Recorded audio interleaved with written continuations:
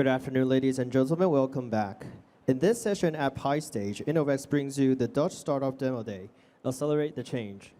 The Netherlands Pavilion, the Orange Accelerator, has a wide range of industry joining the show displaying the most advanced technology. First, let us welcome Soroma to share their presentation. Thank you. Seeing sound with acoustic cameras. Hopefully today I can open your eyes to this a little bit. But first, we listen.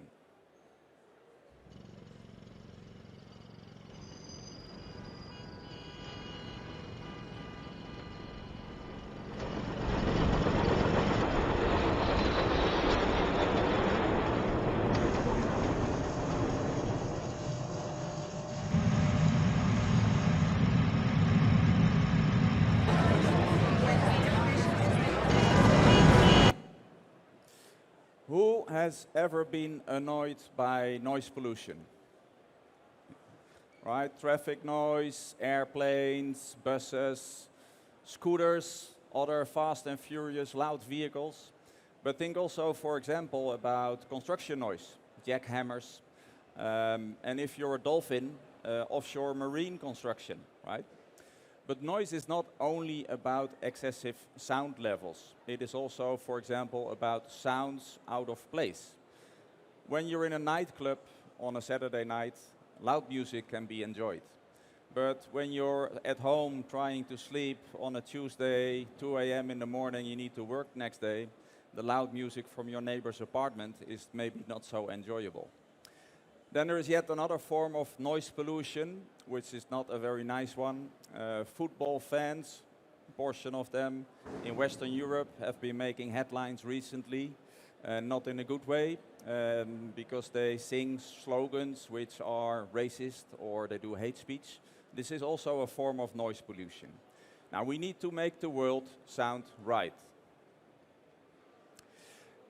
Seeing sound, let me show you a video that will give you a glimpse of what that can look like.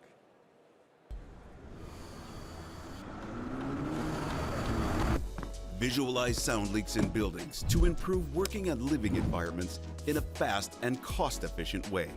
With the Ceramicam IV64, you can localize sound leaks in walls and facades without the need of an acoustic expert.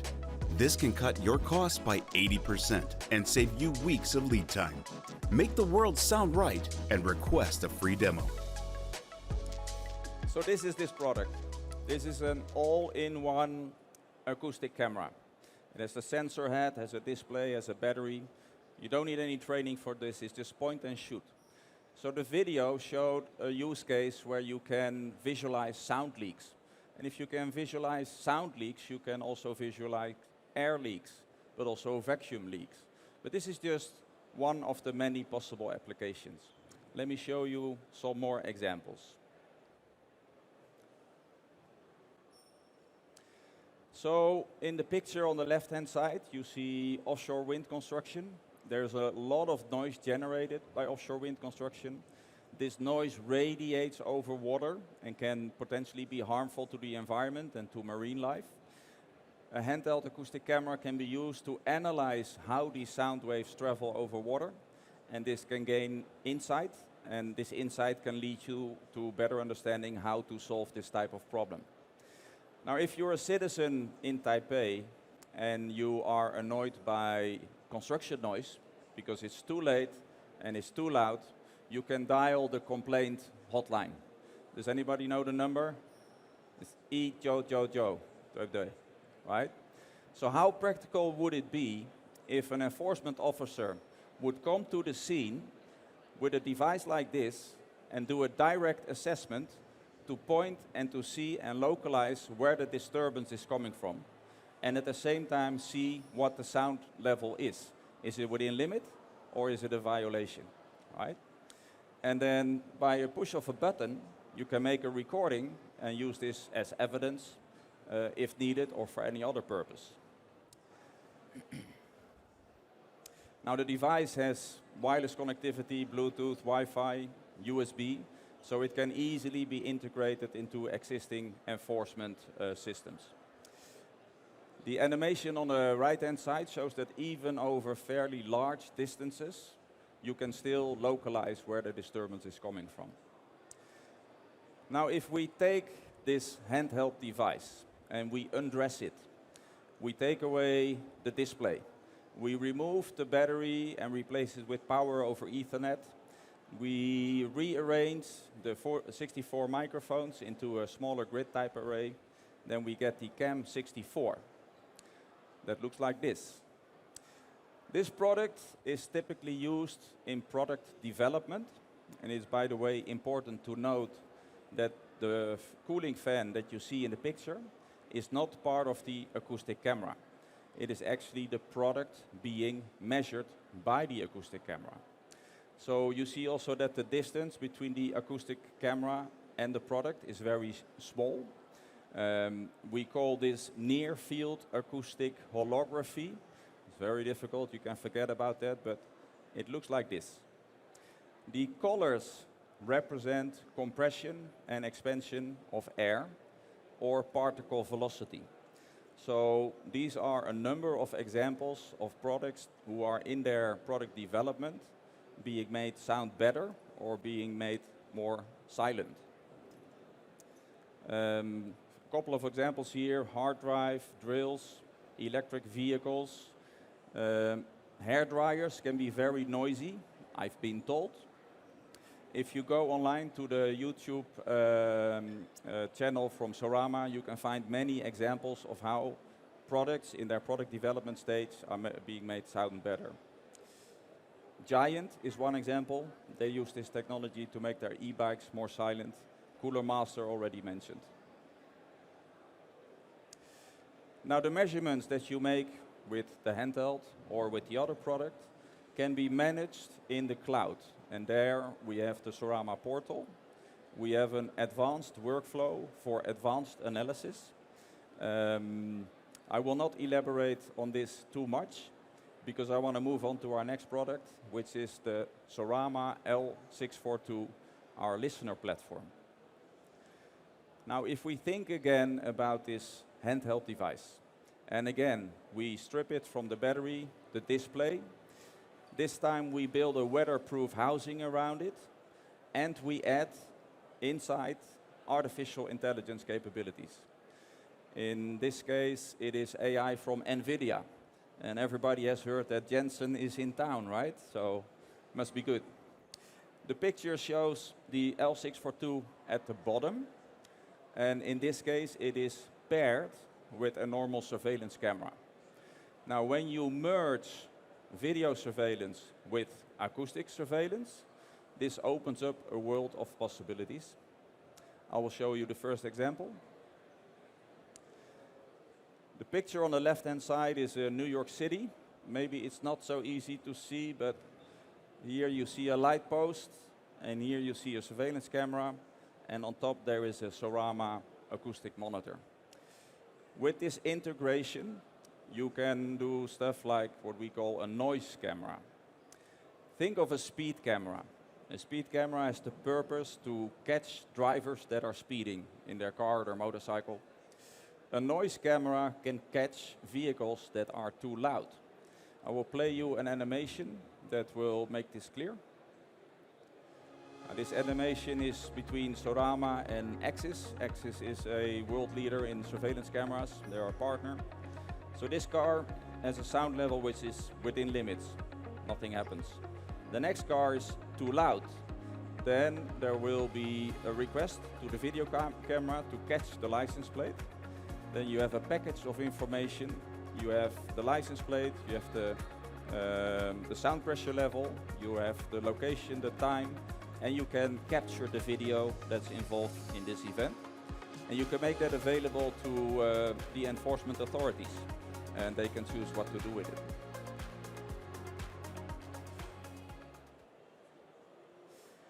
Now, if we take a bunch of those L642s and we network them together, then we can do even smarter stuff. Here you see on the right-hand side, you see a digital twin of the Philips football stadium in Eindhoven, where our company is from. And you see at the left bottom hand side, you see the real stadium, which is the basis for the digital twin. And in the stadium, we have 30 of those acoustic monitors installed, which you can see on the left-hand side at the top. That's one example of one of those units. Now, with this system, we can do stuff like sound intensity mapping. In the center of the digital twin, there's footage of goals scored in a match between PSV Eindhoven, where my company is from, and Feyenoord from Rotterdam, where I was born. And you can see in the animation what happens when goals are scored. And notice the difference between when the home team scores and when the visiting team scores. Max, bal kwijt. Ja, Max. Feyenoord kort op en wat een ruimte daar. En de goal ook. De snelle goal van Idrissi. Die schuift hem in de lange hoek. It's in Dutch. Vroege goal, maar prutswerk van Max. Gakpo. So now see what happens when the home team scores. So the whole stadium lights Subtiele up. voetbeweging. Now this is shown in real time inside De verrassing the in stadium on the zijn main opstelling. De screen. opstelling van Ruud van Nistelrooy. De huurling van Everton. And Jared by the way, Brandwaite. Feyenoord won the championship this year. Now this is nice, this is fun. This you can stream to social media, to Instagram, to Facebook. It generates a lot of online traffic. But there's also a more serious side to this application. But before I go there, besides selecting the woman or the man of the match, we can also select the fan of the match, right? But the more serious use of a system like this is what we addressed for a little bit in the beginning. Unfortunately, football fans, a few of them have been in the news in a bad way. And remember, our system has artificial intelligence, so it can be trained to recognize what is good chanting and what is bad chanting. Now you can argue, I'm a human being, I can also distinguish between what is good and what is bad. That's true, but inside a stadium with 38,000 roaring fans, it's pretty difficult to pinpoint where the perpetrators are. With this system, you can quite accurately pinpoint and say, okay, in this section, that's where the bad guys are, and then you can use video surveillance to identify them and do the enforcement accordingly. Now, if we can do smart stadiums, we can do smart cities, we can do smart exhibition halls, we can do smart shopping malls. We can not only detect chanting, we can detect gunshots, breaking glass, people laughing, people about to start to fight. And it has an open API, so if people have better classifiers than we, everybody is welcome to use our platform. Yeah, we want to democratize this technology.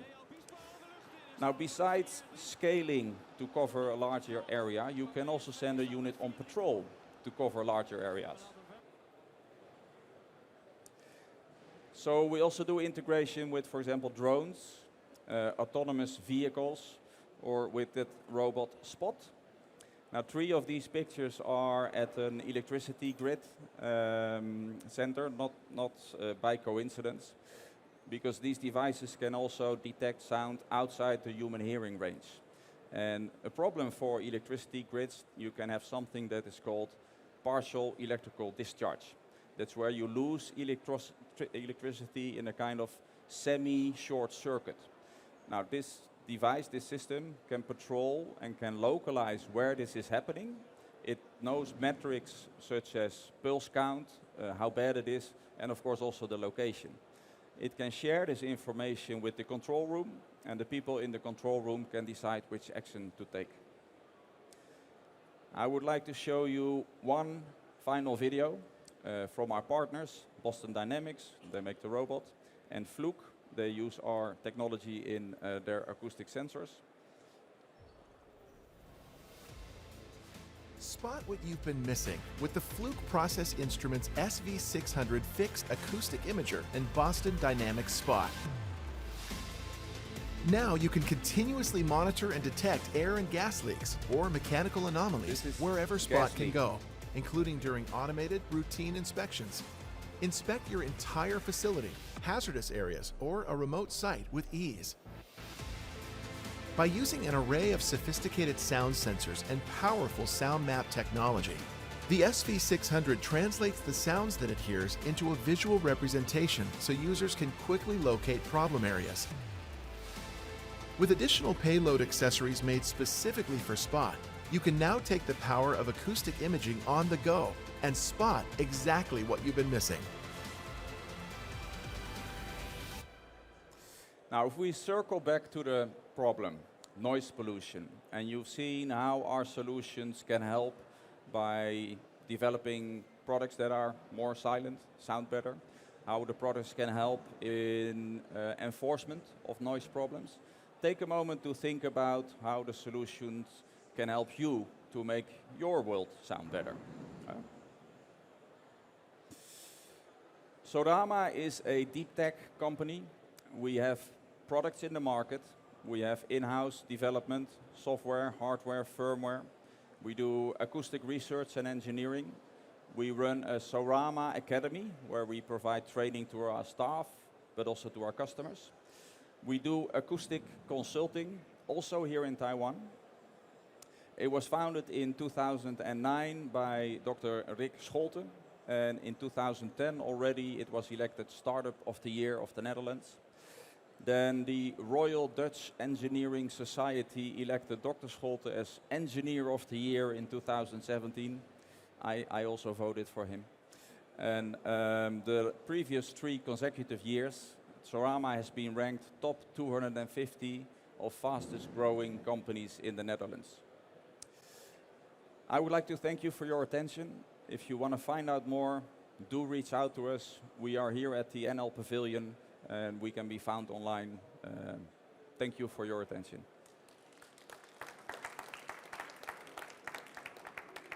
More about that.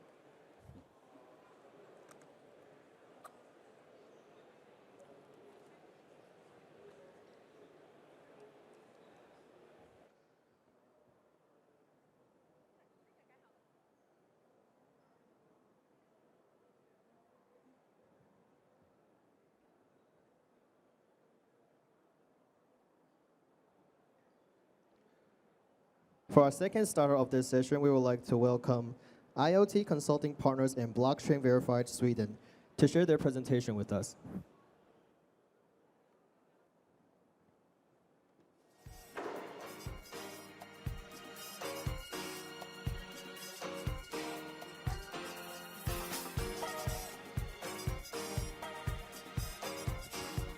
Ooh.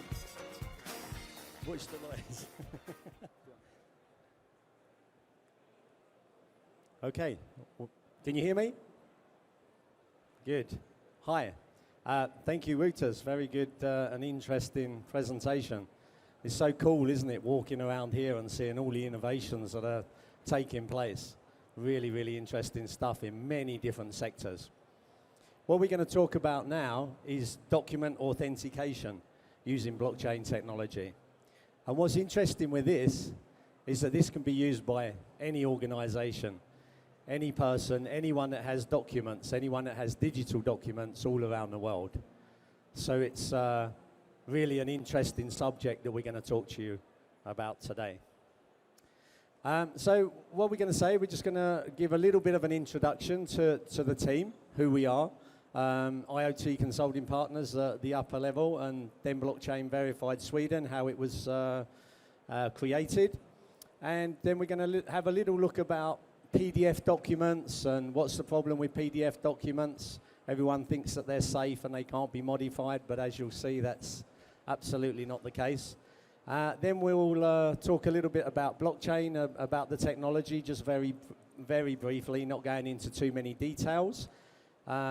Unfortunately, we can't do the demo due to some limitations of not being allowed to have our own USB in, but we can explain what we do instead. And then any questions that you've got, any open discussion, and please, if you have any questions throughout, you're not sure what the heck I'm talking about, just put your hand up and we can take the questions then and there. Okay. I'm not going to introduce the next man because I have got no idea how to pronounce his name. So I'll ask Michel to come in and do that. Thank you very much, Bernie. My name, it's a very long name. Does someone want to try to pronounce? No Dutch people. You can. That is Whoa. absolutely perfect. Wow. Yeah, that is really impressive. So my name is indeed Michel Wouters van den Oudemeyer. I'm the founder and the CEO of IoT Consulting Partners. My experience is 20 years in testing, inspection, certification, the place where documents are sacred. Because that document, and also from Taiwan, the documents, if you have those documents in Taiwan, that opens the market. Yeah, we talk about certificates, we talk about reports, everything. So that is me. I think I still look young there and still here, right? So then next to that is Dr. Alan Lane. Dr. Alan Lane is from Linkou, Taiwan. We have the office in Linkou. I live in Nehu, so, but, hey, 我的中文不好, but, 我听得懂. So, then Dr. Alan Lane, also 20 years experience in the testing, inspection, and certification. John Roarding, 22 years CTO, consumer electronics and the industry. And then next to me, Bernie Fuller, who will take the first part of the presentation. Thank you, Michelle. And yeah, you got my name right, that's good. Bernie Fuller, a little bit easier than yours. It says I've been involved in test inspection and certification for 30 years. I think it's actually 35, but I'm trying to hide my age a little bit. I've been working with the UK Ministry of Defence. I've been working with different test labs throughout the industry, radio frequency investigation in the UK. I was certification manager for Ericsson. I'm now, then it was iCamera, which we do, or they do. Yeah, passenger Wi-Fi, media content for the transport industry, and most recently with Blockchain Verified. So that's our background.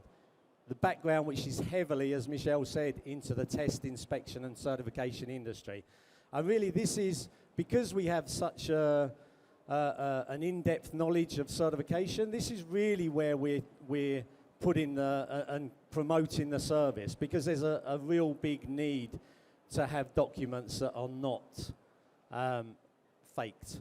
So that's where we come from. We travel the world. We've been doing it for 17, 18 years, attending standardization forums such as technical telecommunication certification body council workshop in Washington, the Radio Equipment Directive Compliance Association in Europe. We sit on various technical working groups and write technical guidance notes, such as what do you do when you put electronic equipment into vehicles. We go to the MIC workshop in Japan, and we sit on various spectrum regulatory bodies as well. So we have a big knowledge in this industry, and we see exactly the issue that happens if you don't have proper certification documents, if you have faked certification documents. So what is the current situation? As I mentioned earlier, there is a global misconception that PDF documents are okay. You know, we put a password protection on, and we put an e-seal or a digital signature. You know, it makes no difference. It's so simple. There's so many softwares out there that you can just download for free, some of them. You've got Wondershare password remover, PDF exchange. Actually, I never quite understood that. Adobe give you a way of protecting your documents, and then they give you a way of being able to edit them at the same time. Yeah, questionable for me. So yeah, it's very easy to modify these documents, and I'll show a little bit about that in a moment.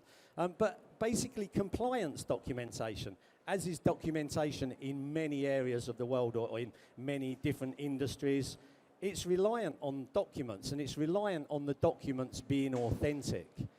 We do not need fake documents out there, but unfortunately there are. There's lots of people who try to get around putting a compliant product on the market and spending many hundreds of thousands of dollars that are required to put a product on the market in the correct way.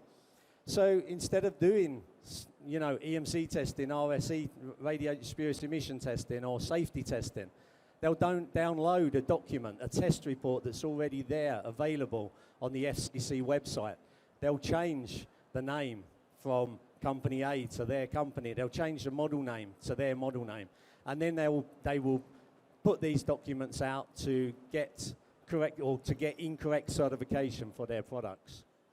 And then a lot of the documents, for example, CE documents that are required for obtaining CE marking in Europe, for placing products on the market in Europe, or for FCC within the United States of America. They are then used as a basis for obtaining certification for a product, for example, in the Philippines, or in South Africa, or Taiwan. Again, these documents are spread out further within the ecosystem, making this a bigger and a bigger issue. There's often lengthy investigations, notified bodies. We go around to test houses and they say to us that, you know, notified bodies are contacted on a weekly basis from regulatory authorities around the world, asking them, hey, is this document yours? Is it authentic? Has it been modified? It takes time from the regulators, it takes time from the notified bodies, it takes time for the test houses. So imagine a solution where you could do this and you could check it in a couple of seconds. Amazing, right? Okay. So just to show a little bit with respect to the PDF documents. First of all, we have a valid document. It was supplied to us. It's not one of our own. Doesn't matter. You can fake anyone. It shows a valid signature. Now, if we take one of the issues also with PDF before we even get to edited documents is many, I don't know how many, but a big percentage of users of PDF documents only use a browser. They don't actually have the PDF, they don't pay for the PDF Adobe software or package. So they'll just open it up, it goes into the browser, and as you see, there's no signature on a PDF document opened in a browser. So straight away, you've got no idea whether it's a valid signature or not. Just notice that there's a value, I don't know if you can see from there, anyway, there's a value of $420 on that accounting document, an invoice. So now we'll take this document and we'll clone it. This is also very simple and easy to do. You can do it in a few seconds with free software. And you'll see there's a new value of $650 on that. Straight away, we have a big issue here. But you know what? It still shows a valid signature. We've edited the document, but you can see there's a valid signature. This is what people are not actually understanding. It's so easy to be able to do. So then we take it a step further and we use a PDF Exchange editor. Again, we have the value of the change value there, and again it shows a valid signature. Here we've got even more information. We've got information of who it is that's validated it, when it was done, etc., etc. This is not good enough. We need a solution. We need something that will help us to authenticate documents in a correct way that then can't be faked or modified. So, you know, as I said, we go around to these standardization forums. For 15 years, I've been going to the TCB Council in Baltimore. Every single year, there's a government body standing up there, a regulator saying, guys, we've got so many fake documents out there. There's products out there that they're unsafe. And what can we do about it? How can we solve this? And until very recently, this has been not possible to do. This affects the entire industry. It affects the manufacturers who have the products. It affects the test labs that do the testing and provide the test reports. It affects the notified bodies, the TCBs, who review them during their assessment. For example, when you need to obtain a EU type examination certificate. It affects the regulators. It affects surveillance bodies. It affects everyone. Okay, and it means that there can be unsafe products out there, products that haven't even been tested for ESD, electrical static discharge. They haven't, you know, we could have phones that we're using that are giving out massive RF exposure because they haven't been tested. So there is a constant need to protect documents against falsification, not just in compliance, in any area, in accounting, in tax, copyright, contracts, all of these documents need to have a better way of being able to be authenticated. Now, many organizations out there, most organizations out there, especially within the compliance industry, they're accredited to national standards. They have ISO 17025, they have ISO 17065. And under those requirements, they have a requirement to control their documents, control the contents of those documents. Are they doing it? I don't think there's a single one out there that's able to do that because their documents are being changed. Again, how much time and money could be saved by the entire industry with a good solution? Now, I want to be clear, we can't stop documents, PDF documents, from being falsified. Unfortunately, there's always going to be bad guys out there that want to do that. But what this system does is it will prove that the document that I have is either valid, original, and not being changed, or it's been faked. And that's the beauty of this. Okay, there's lots of things going on in industry at the moment related to safety, security. There's the regulation 2019-1020 has been introduced by the European Commission, and this shows that the governments are thinking in the same way. They need to find solutions to this. The specific part of the European Commission who deals with these things and deals with surveillance, market surveillance and auditing of products that are placed on the market is called DG GROW. And their remit is basically to come forward with pilot IT projects which can be used to help enhance the effectiveness of their surveillance authorities when they're doing checks. We presented our solution to them and they loved it, of course. There's loads of things, national security issues. When we were over in FCC meeting recently, you know, they're talking about securing the communications supply chain. There's a covered list of companies that are not allowed to put products on the market in America anymore. You need a specific agent attestation letter to be able to start showing that you aren't one of these companies on the covered list. And actually, we're working with a company in America at the moment. This is a new law that came out in February. And one of their first attestation letters that they did, they found it 2 weeks later had been falsified. So they're loving this. There's a lot of talk about cybersecurity at the moment.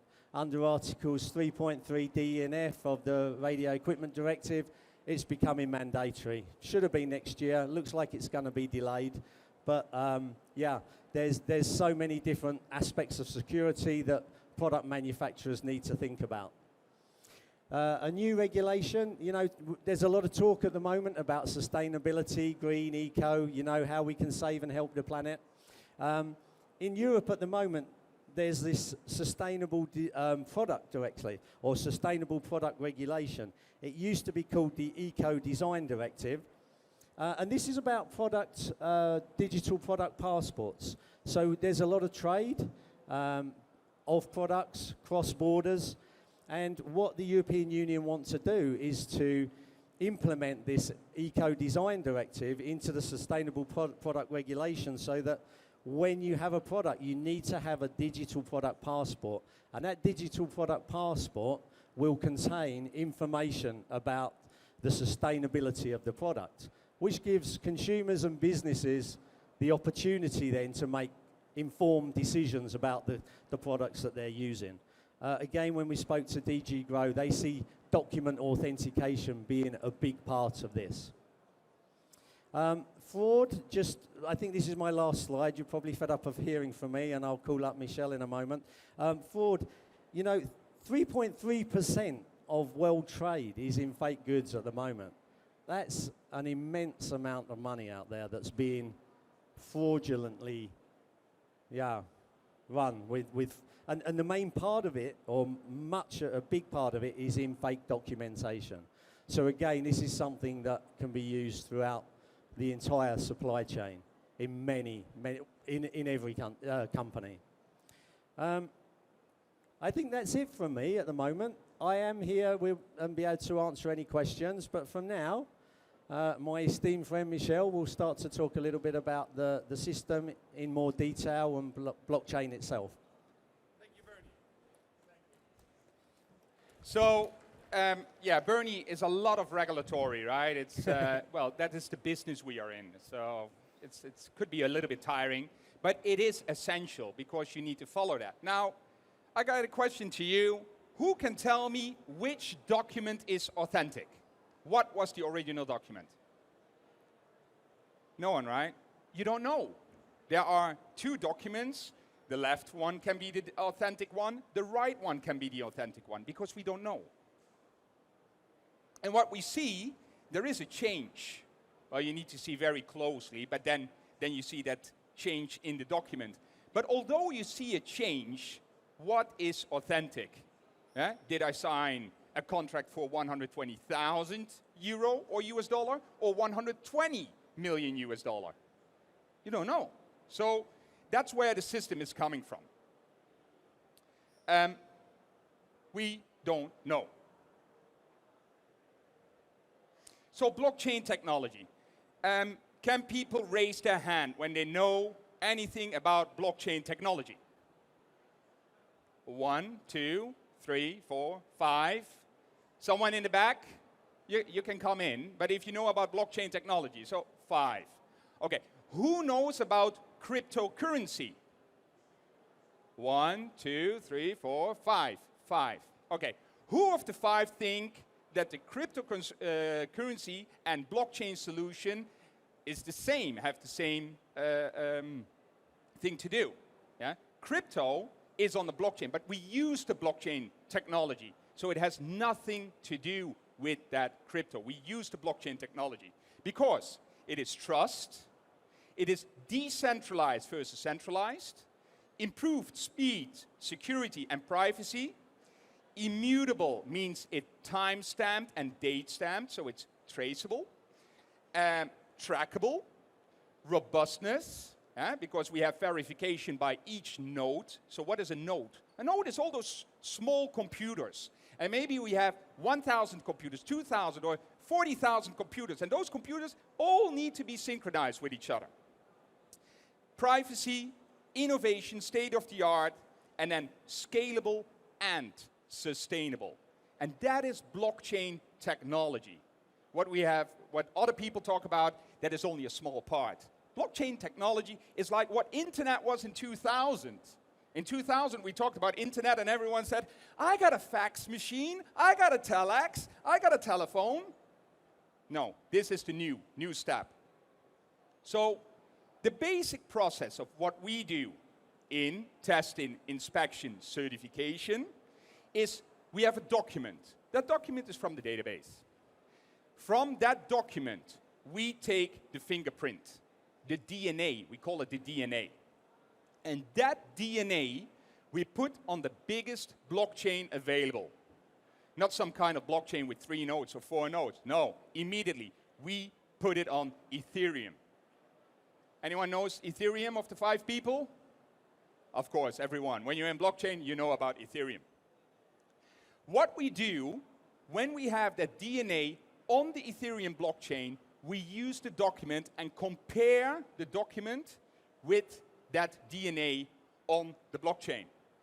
Additional what we do, everyone that is putting the DNA on the blockchain is having a unique signature. And that signature is safe and is unique. So we are not having a platform where just everyone can have a login and say, okay, I can authenticate now my product or my document and then it can be verified. This authentication is done by a unique signature. So we work with accredited parties in Taiwan, NCC, BSMI, TAF. That's how official. We want to go to banks. We want to go to financial reports, the CPAs. That is what this solution is for. And what do we get? If we have a document with this signature on the blockchain, within 1 second, and not within 3 hours or 4 hours, within 1 second, we can see this document is authentic. Now, in Taiwan, we have a little bit of difference. When you have a fapiao, always the stamp is coming on. But there will be a future also that all we do the digital documents. The fapiao is already getting digital. And many of them are downloaded. We get the fapiaos, the digital ones. And also these can be changed. So also for this market here in the FAPIA, there should be an update. So we enter the business and we talk about testing, inspection and certification business with blockchain verified. And why testing, inspection, certification? Because it's quite a, let's say it's all business. It's with certificates, it's with reports, but the market is is really building on that. So we have a system, simple, effective, and easy to use, meaning increased efficiency to check authenticity. So you can check 100 documents in just 1 minute, or 1,000, it doesn't matter. The service has been running successfully since 2022, and we, at the moment, do over 150 documents a week, and A-listed organizations make use of the service. So as we talk, Bernie, me, we have been to Europe for talk with DJ Grow, with the Commission, in United States with the FCC, here in Taiwan. So you see there is a lot of interest. This is coming. It is the ability to identify if documents have been superseded. So there's no question anymore. What is the first document? No, we just do the check. Is it authentic? Yes or no. And what you get is a nice document with a nice logo, right lower corner, QR code, go to a website, upload it, and it's done. It's so simple. Yeah, it's what we have right now. It's, with the internet, everything is possible. So the roadmap we have, at the moment we have the solution to check it and verify the document, but there will be a redesign, which is going on now. It needs to be way more friendly, open, findable, so that we can find it way more easy. We are going for accreditations, quality management system, national accreditations, ISO standards. We have something with superseded documents that we also can check due to the blockchain if a document has been superseded, yes or no. That is also something what's coming up. We are getting a mobile app, October, November 2023. And then what everyone is talking about, artificial intelligence. What would it be if we have a document, we check if it's authentic, yes or no, and we can also see in 1 second what is exactly the difference in the document. And I'm not talking about a one-pager, eh? I'm talking about 99 pages, 200 pages. Yeah, make it efficient. So our conclusion, and you can agree or you disagree, but this is our conclusion, Web 3.0 is the next step in the development of the internet and blockchain state-of-the-art technology. We have unique document hashes, immutably stored, and can be used for verification at any time.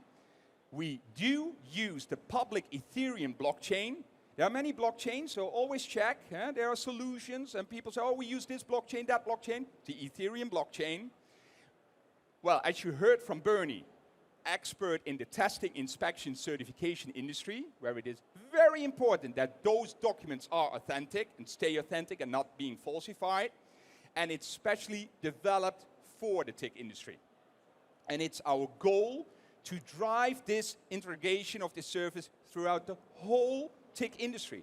But as we mentioned, there's way more. We talk about factories, we talk about the CPAs, the industry, everywhere. So we are now promoting this service globally. As we mentioned, at meetings, conferences. April was in the United States, Innovex Taiwan. Now in June 2023, 1 hour ago, we had our face on this television, the Innovex TV. Was also very surprising. Well, I think it's good to spread the word. And then presented at DG Grow. Well, DG Grow, European Commission, that is a high level. And we believe if they trust this system and they see an opportunity in this system together with the others, then it is a good solution for it to get into the market. As Bernie said, in Europe we have a market surveillance authority, the same we have in Taiwan. So they want to have the work more efficient there because my company is IoT Consulting Partners, so we guide startups and scale-ups in the IoT industry to realize your dream, your IoT equipment. More and more IoT equipment is getting on the market. So we need to be sure if that equipment is safe, your privacy is guaranteed, all of those things. So the TIC industry believe we have a huge opportunity. And then why not a single standardized document authentication mark, recognized and trusted globally without multiple variations? So we don't go to that website for that authenticity, to that website, to that authenticity. One general logo in this whole world. Let's get safe products with correct compliance documentation on the market and make it easier to check if it's safe, yes or no. And blockchain verified system is capable of being the tool to achieve many of these goals. It is tried, it is tested, and at the moment, it is already running. So after this presentation, please hold back. I cannot speak to you all at the same time, but it is running. So we can implement it immediately. And we say, why compromise? Blockchain verified is authenticity you can trust for sure. For today, for tomorrow, for next year, for the next century. Thank you very much for today.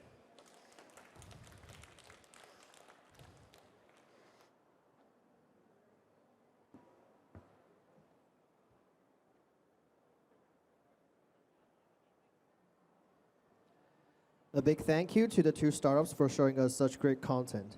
Before the end of this session, we would like to welcome Franziska Tsai, Senior Economic Advisor, Netherlands Officer Taipei, to give us a few words.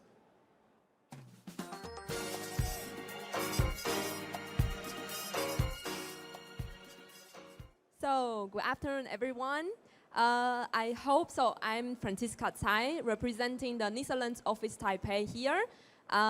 If you happen to just walk around and then saw the very shiny booth here at the zone, which is also shiny orange, that would be over there, the Netherlands Pavilion.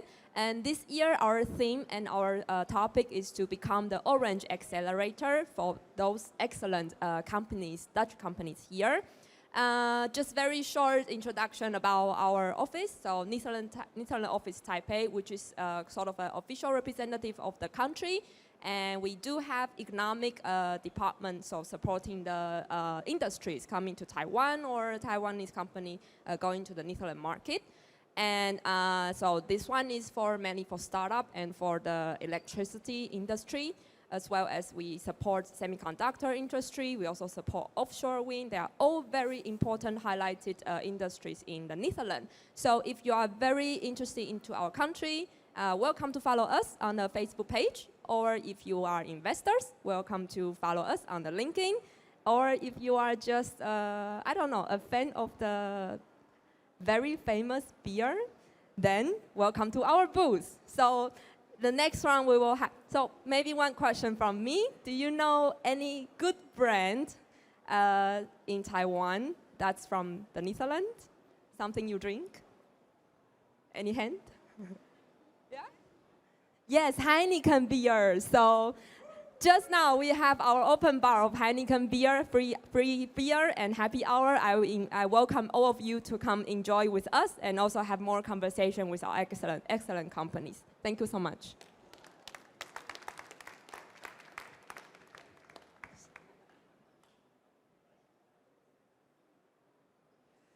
Thanks again to the Dutch startup for their outstanding presentations. The Netherlands is the third largest startup and venture ecosystem in Europe after the UK and Germany. Make sure to take some time to visit the Netherlands Pavilion, the Orange Accelerator, which is right at the entrance. That will be all for now, and we will see you at 4:30 for our last session of the day.